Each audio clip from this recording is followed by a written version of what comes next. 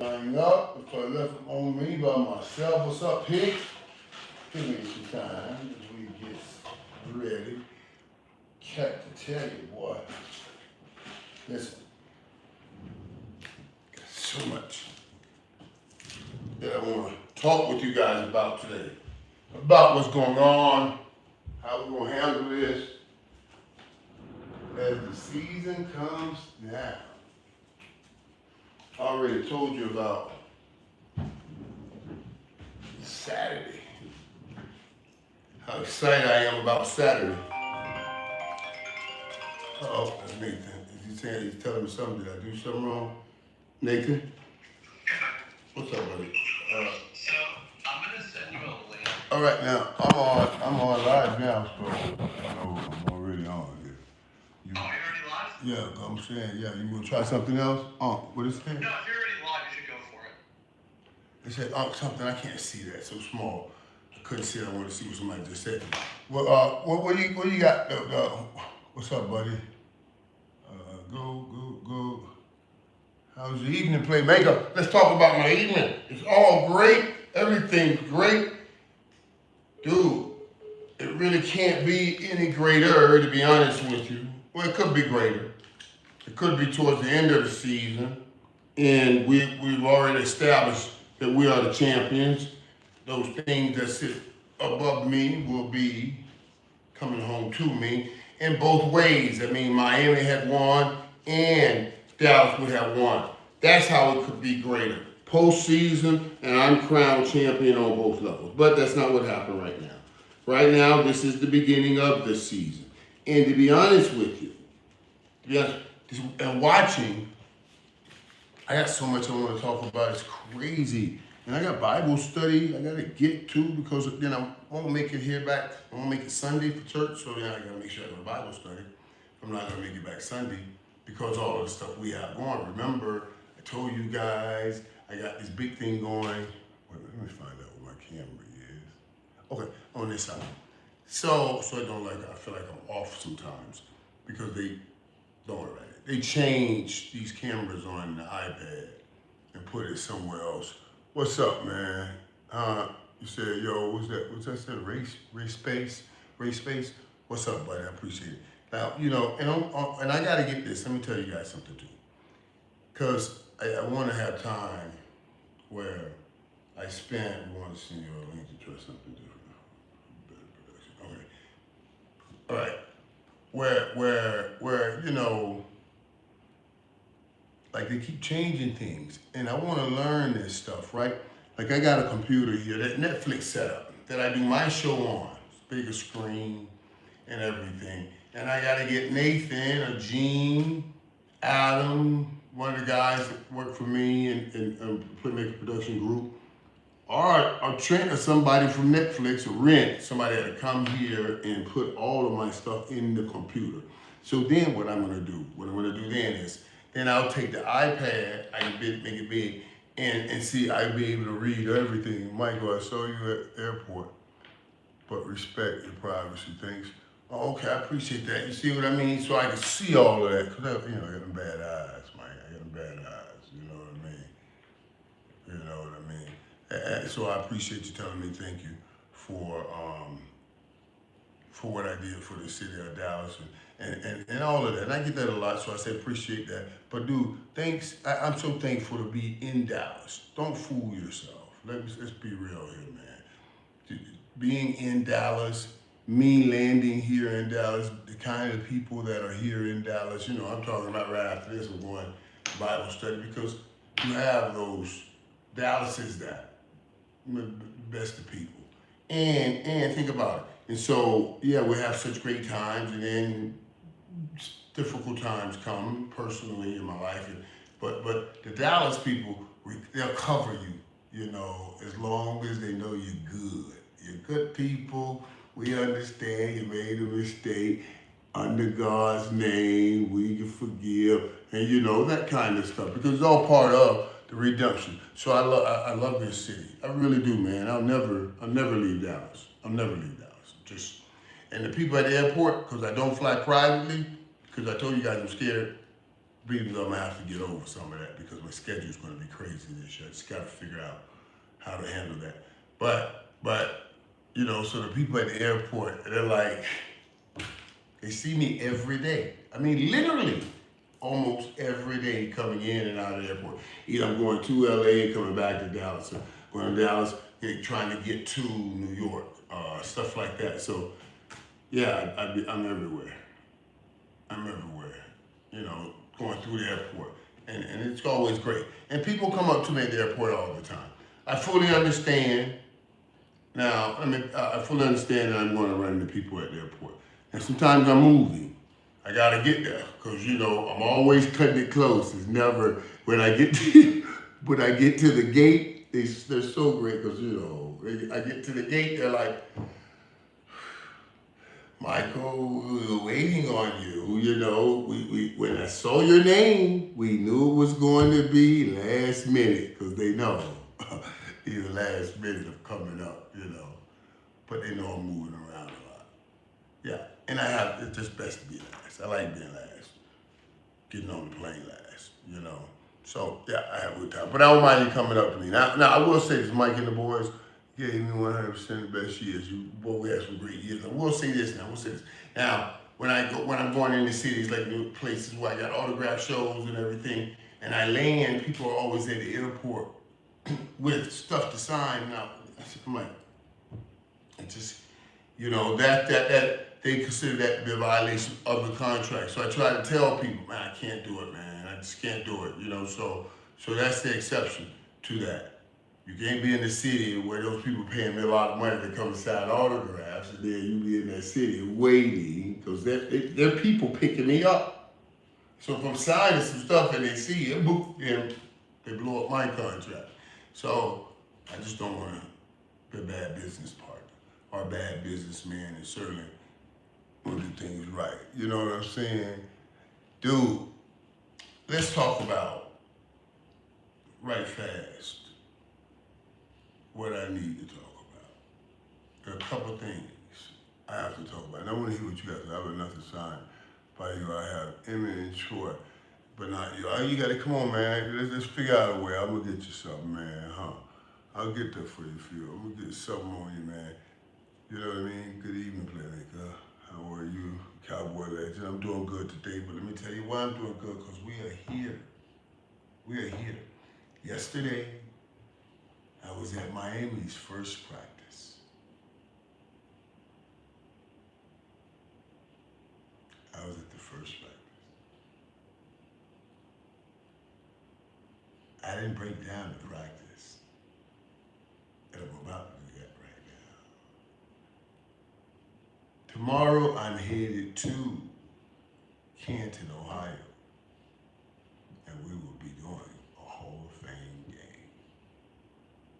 On my show today, I had Larry Fitzgerald. Larry Fitzgerald, oh my God, I promise you, go on Netflix and watch this show. I want you guys to see, let me tell you what I see. And this is the highest compliment I can give to this young man. When I talked to Larry Fitzgerald today, I envisioned and saw Malachi Toney. I'm talking about what Larry has done and who he is. Think about this now. Larry Fitzgerald played 13 years. He's such a good dude, such a good ambassador for your city, for your football team. When I was talking to him today, he was talking about the boards that he sits on. These are boards of the companies that he sits on. He's in the room with these kinds of men all the time because he's been so, He could be the CEO or run for president because he's had nothing in his history like a White House or a hotel room or stuff like that, you know. I see Malachi Toney like this. Man. And Larry Fitzgerald had some of the greatest NFL years ever. Greatest playoff run by a wide receiver in NFL history. Ever played great ball. But always been that great dude. Always been more mature than everybody else. Always had, when he was a young guy, had everybody over to his house to work out. I mean, it just blows my mind. And I couldn't shake that today because I watched Malachi in practice. And then I was talking to Larry. And I was like, wow. 13 years in Arizona, they wouldn't let him go. And he made the commitment. Remember when I used to go to Arizona all the time when I played for the Cowboys, they were a run-through team. We're gonna run through you. I mean, we had more fans in that city than they had in the stadium. The stadium was our stadium. And then they decided when they got a Larry Fitzgerald, they got guys like Aeneas Williams, they started changing that place. And they ultimately got him to a Super Bowl. Larry got him to a Super Bowl. He just didn't win. Just came up a little short. Kurt Warner blames that on him because he gave up that interception right before the half. But I'm just saying, and I'm just sharing, I thought it was phenomenal watching Larry today. Go watch that show on the White House on Netflix. And you'll have a now and a later. I think of a Malachi Toney. Speaking of Malachi Toney, he looked like Jesus, baby Jesus, in practice. The dude looked like what they called him. I'm telling you. And man, I just got a few minutes and I gotta talk about it. I got to. Because practice is, not filmed. You can't film anything, you don't have phones, anything, and you don't see, so nothing gets out. So they're putting in plays, they install and all of that stuff now. And this is warfare. We can't show you nothing. It's time to get ready to play. The boys are ready, man. Let me tell y'all, I know you were not there. Them boys were ready, boy. It's a whole different feel, dude. It's a whole different feel to be here right now. That practice had a different understanding on it. It was, whoa. That's Ryan hitting me back, Ryan Clark, okay. I gotta hit him back. I thought, what about Ryan? Okay, I can do that. It's that whole feel there. It's different, dude. It was like, oh my God, man. I said, man, this is crazy, man. This is crazy. The way everybody's moving, the way everybody's running around, the way everybody is together, the expectations are there, the understanding is there, and here lies a reality. It has been damn tough to get here. For years, we've gone back to Miami and told them this is what it was, and this is what we need to do, and this is what it takes. We've done it for years and years and years. I looked at the banners in Carroll's practice facility at Green Tree in 01 was the last championship.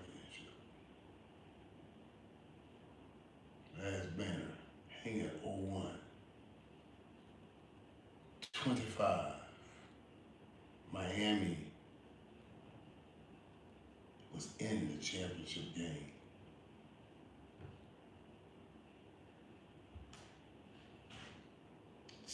26, championship game in 26 will be 25 years since Miami has raised a banner.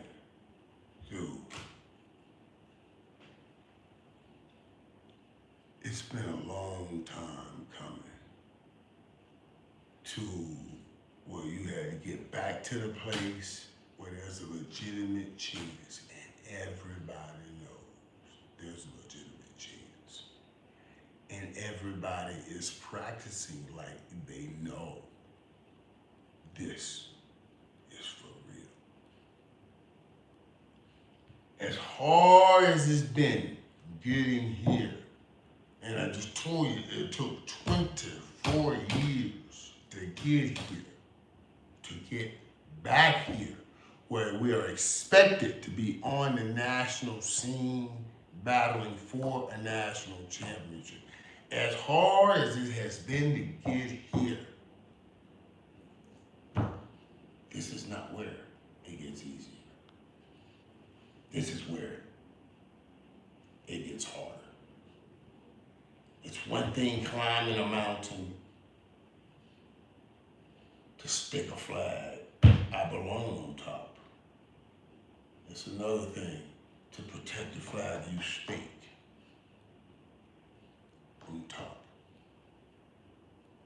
Now everybody is going to make your body, when your body comes to their stadium, you are a national championship game. The media gonna pump it up. You are the measuring stick for everybody that's fallen short, and been the team like Miami that hadn't been there 20 years, all of those teams, you become the measuring stick. Where are they now on the podium, along the podium, to getting where the championship game is being played? You were there last year, and you are expected to be there this year, so now you become the measuring stick for everybody. This is the reality of what goes on the process to getting things like that over and over again. And it's harder here. The climb is hard. But being there is even more difficult. See, the climb, you may catch somebody off. They were not at their best, and they didn't expect, you to do this. But when you stake a claim, they're always going to be at their best. Because now, their best is getting measured by you. Just walking in the stadium. Because of what you have done and the tracks that you have laid before. So here comes the real fight. You gotta protect what you laid, but keep fighting for where you're going. You understand? That's why it gets harder here. You gotta fight both ways. I gotta protect what I built and go snatch what else is up here for me. And two is not one. That's the whole battle. But seeing it and seeing the boys that are going to play that out on the football field, I never felt better. Dog, we know about Malachi. Y'all know what he has. Accountability he has. He caught a pass yesterday in practice. In the end zone, grabbed touchdown. He got excited, threw it on the ground, bam, spiked the ball. That's a penalty in college. That's a penalty. Amongst the receivers, they got an understanding of the code. You cost us, it cost you. Don't care who it is, you cost us, it costs you. We got refs out here, refs go to flag. Mally gotta go do bear crawls on his ground. Bear crawling. Ain't that the dude that they talking about to possibly be up for the Heisman? Didn't he make the damn play? Didn't he make the play? Isn't that a touchdown? but a flag was on the ground. And these are the promises we made, one man to the other. I will get my job done today. Nally did his job. Did it too well. Went a little too far, like the old Miami, spiked the ball. He had to go do the bear crawls. And I love seeing it. Because every damn else saw it. And everybody that's new on that field, right here, right now in Miami, knows. The damn standard is the damn standard. And if it goes for Mally, it goes for everybody. And that's how we win over and over and over. And that's how you go into these tough places and over and over and over you leave with victory. That's the walk that Mario Cristobal has built. Dude, I just sit back and these things, I don't say anything to anybody. I put it in my mind because I'm gonna talk to you guys about it. But these are the things I'm looking to see what kind of squad we got. What we got going. Is everybody being held up? Is everybody holding up to a standard? Everybody being held to a standard. And that shows you that. The boys working hard. And that's what Coach Cristobal is about. So he talks about, man, watching him, I was just felt so good, dog. I saw Coach Cristobal let that dude without line. I saw Coach Taylor with that defensive line. And I know we had two dudes go in the first round last year in Massador and Bain. Two.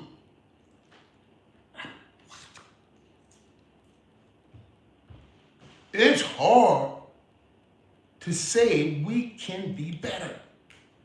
And I believe we will be better. I just don't want to say it too loud. I want Bain and Massador to get going. And of course, next week, Tuesday, I think I'm gonna see him when I go to the Chargers anyway. So, I'm gonna see my boy Keem up there, man. So, it's hard to say we're gonna have better because honestly, those two dudes wrecked the playoffs. They wrecked it. They wrecked the playoffs. But I think we're gonna, if not game one, by Notre Dame, we're gonna have the best. We'll have the best. We're gonna have the best. That best defensive line. And them big boys up front, we're gonna be right. That's what I'm saying, we're gonna win. Dude, I wanna talk also about what I saw. And everybody should want to hear this, want to hear this. And that quarterback, Darian.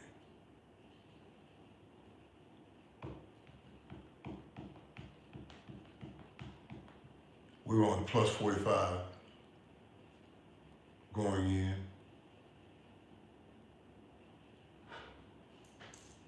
He throws the ball down the seam. Darian takes a snap. Ball goes up, he throws it down the seam. Now,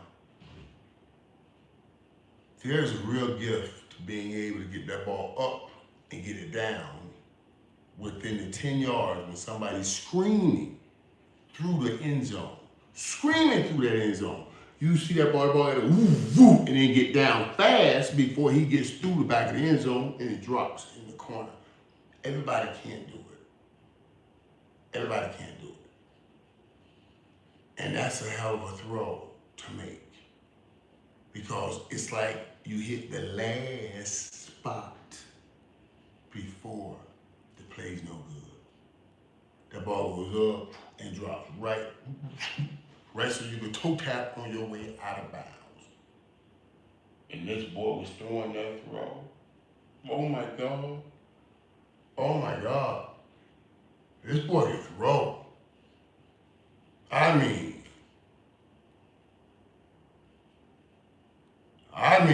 this young man this dude, this boy, ooh, he made a couple of throws. He made a couple of throws, and it doesn't look like he's even doing much. And it just goes it's like in the Army equipment where they got the little dot. I've been watching Last Ship. You know, it's a great thing on Netflix called Last Ship. And, you know, the ship always hits its mark because they got a dot. Boom, boom, boom, things. That's the kind of ball he's throwing. They drop it right in there. One receiver had a corner route, we call it a cone. Literally, I swear to you, on everything. They call it a cone route. That means you're gonna come in and you're gonna go back to the high end cone, right? You're gonna run a little post corner, or they say hit the cone. God is my witness. This dude dropped back. The receiver runs the post and get hung up inside. The cornerback fighting won't let him get back out. He can't get back over the top. But the quarterback can't deal with that. He has to let that ball go. And it's the receiver's job to get there because he has pressure coming down. And remember what I told you earlier on the seam route, they're going out the back of the end zone. That ball has to get up and down. Dude, I promise you. This young man dropped back, flipped that ball. Woo, flipped that ball. Man, that ball got up. That ball came down. I'm looking at the receiver. I said, man, because the cornerback stayed on top of him. Where he had to do the receiver, he should have either stopped playing it and swim and then came back up under. Because he was perfectly sitting up under him and he wouldn't let him turn back towards that cone. So he blocked him and he couldn't let him get to the cone. He never got to the cone, but that ball got up and the ball fell down. The ball hit the damn cone. The damn ball hit the cone. Do you understand? Do you hear what I'm saying? Do you understand what I'm saying?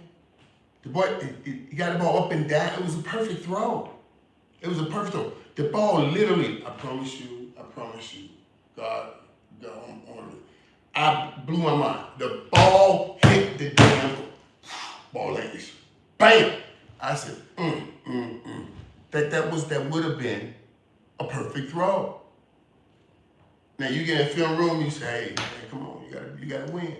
Right here, even if you stop, you underswim, and you come back up under, you still win on this route. But I'm telling y'all, the ball hit the damn cone. That's all. I ain't need to see no more practice. I was like, okay. Go ahead. And wait, you see this receiver group. And the talent we got coming. And so I'm like, boy, hey, it's going to be, a Stanford game, the first game, and then fam. It's going to happen quick. But the way the way they were practicing yesterday and how they were competing yesterday, we got a little scraps already, a scrape already, but pushing all of that. I want all of it. Tells me everybody feels what Miami is expected and need to do. And I'm telling you, it's harder to hold up to it when you're at the top than it is to climb. And the best thing everybody's done, I appreciate everything and all the help all you mugs always give us at Miami, is you made us 7th. I saw your polls. You put Miami 7th. Like, come on, man. Are you shitting me? Texas, Ohio State, all those teams, we don't worry about, we ran through them. And we got better. But don't worry about it. Notre Dame, all of them ahead of us again. Here we go. Notre Dame 5. Well, that's cool. So I'm just saying that's so interesting when I watch that. But I'm telling you, first practice, Miami will be ready. And I was messing around with this, telling you guys, because I'm telling you, watching the camps, the Cowboys gonna be ready. I love what I'm seeing. I'm seeing highlights of George Pickens, and I'm going there on the 17th, I think. I'm seeing highlights of CeeDee Lamb making plays. I'm seeing coming up with the greatest offense there is, stuff like this, all the stuff that we've been talking about. Now, what I'm ready to start seeing is how this defense will come together quickly. How it's going to start playing fast together. I love seeing in practice Caleb Downs out there talking with coach and working on things. I love seeing that. I do. Talking about, hey, see this. Because coach gonna have to help him. They're gonna have to use him, let him do a lot more things than he would normally do. Especially at this level, I have to sign some stuff too. So I can't wait to see that, man, to see how this defense come together. There's so much going on. And a lot of people right now talking about, for Dallas, like my boy Diggs signing with the Commanders today. Stephon Diggs signed with the Commanders, which I was happy. I'm happy. I love the camp, man. He'll keep calling me too now. And that's my boy now. That's Dana Pump there. I'm finishing this shit. Let me just watch this. So what you got? Wait. I'm on live. Don't say that crazy. I'm telling you, Dana. No, don't go off on me, Dana. Listen, about 15 more minutes, Dana. I'm still on live, so don't say that crazy. I'm on my channel. Do not say anything crazy, and people don't hear it because we're on live. But I'm be done in 10 minutes. So I'll call you on my in the car. I'm gonna get in the car in 10 minutes. I promise. All right, buddy. Appreciate you. Hey, that's my boy. Dana knows everybody because that's he does this great event every year for his parents. The Pump Foundation, raise a lot of money, help a lot of people. It's just a good dude, knows everybody. But what I was saying with Dallas, I'm telling you, I'm happy with Stephon signing with the Commanders. I really am. I'm getting there and getting opportunity, and he still makes some plays. But boy, this East is going to be interesting this year. And I say this, and I don't have time to break it all down because we got to go to Bible study, but I just want to say this East is going to be interesting. And then I want to ask you guys this. Because I've been seeing all of the stuff also about Justin Herbert. And I didn't really say anything last time when I saw, I don't want to talk East, but I just got to talk about this before I get out of it. I didn't say much last time when I saw when they said Justin Herbert had missed camp or OTAs or something because he had to take his girlfriend to the airport. And then, I guess that was today, I saw them having a little picnic, sitting on the floor, and God bless them, and a beautiful couple. But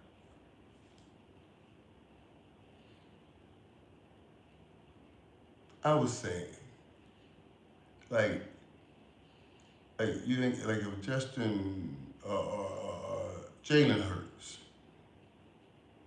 Jalen Hurts was sitting out like that at camp with his girlfriend and like they did a picnic, or Jalen Hurts takes off from OTAs to take his girlfriend to the airport. Now, and when I saw this on social media, and I was reading some of the comments, and I don't ever read the comments, but it was just so interesting. I'm like,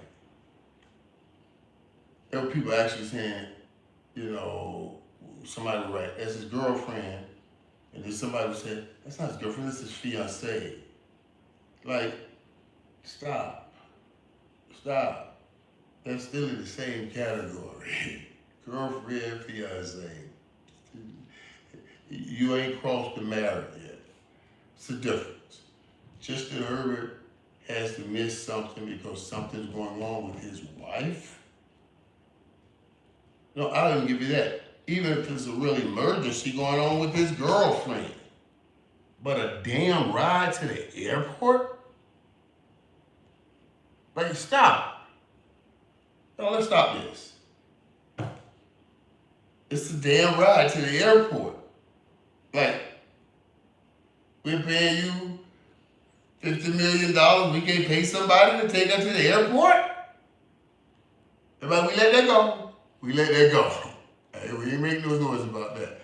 But a picnic at training camp today, and you telling me nobody would have said anything if that was Jalen Hurts, who they're about to kick him out of Philadelphia after taking him to 2 Super Bowls.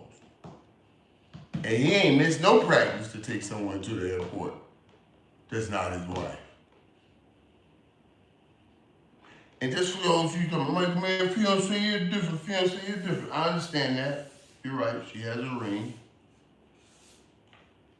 But the law doesn't observe her with any new laws because she has that ring. You can't then say, you're no longer my fiance, give me half. You can't, so you know what I mean? I'm just saying. And guys like me, old heads like me, we knew this. We knew this.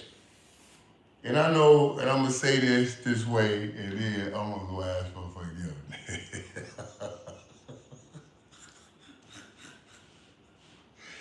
Hey, unks like me, we knew this.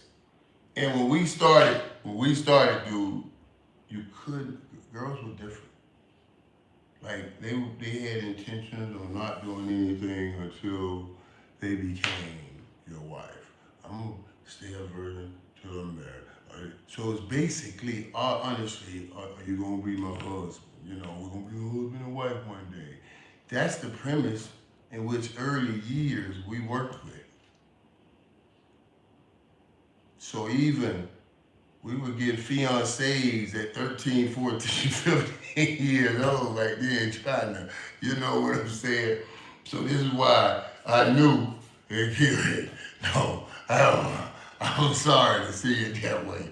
But now you don't have to do it because nobody ever talks about trying to be ready. I'm waiting on my husband, I'm waiting on my wife. Nobody's saying that. So you guys don't know this. But we had to come in under that umbrella, you know. So all of our talking was trying to talk through that umbrella. We're gonna be together forever, baby. Yeah. So when I got Cracker Jacks, when I was getting Cracker Jacks, do you remember Cracker Jacks? What came in Cracker Jacks? What came in Cracker Jacks? You know what came in Cracker Jacks? A little gift.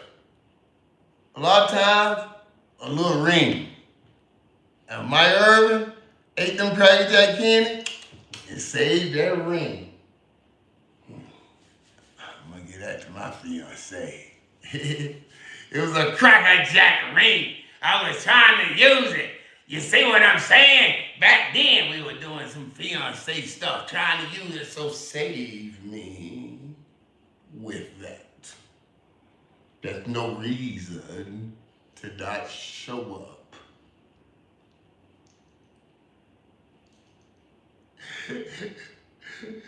I can't believe I gotta go cleanse my soul talking about that, man. Using Cracker Jack rings to try to take advantage of those poor parents' little daughters that say, you're gonna be my fiance, my fiance. Now we can do it. Come on, peeps. Let's stop there.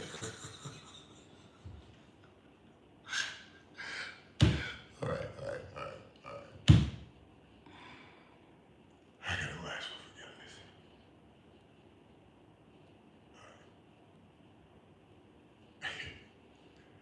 appreciate y'all, man. Remember Saturday when you see this. Yeah. I'm going to ask for forgiveness for the things that I have done with Cracker Jack rings. I'm going to go get that sponsored, Hey, dude, I know some of you, y'all know what I'm talking about, man. That's the mentality in which we work with in those early years, because, you know, everybody was saying, wait till I get married. So we were gonna be fiancés, and we were my fiancé for what, 20 years? Till we got old enough to get married. Yeah, that sounds bad, 10 years. Well, let me leave it right there. Let me just let it go. I'm going to ask for forgiveness.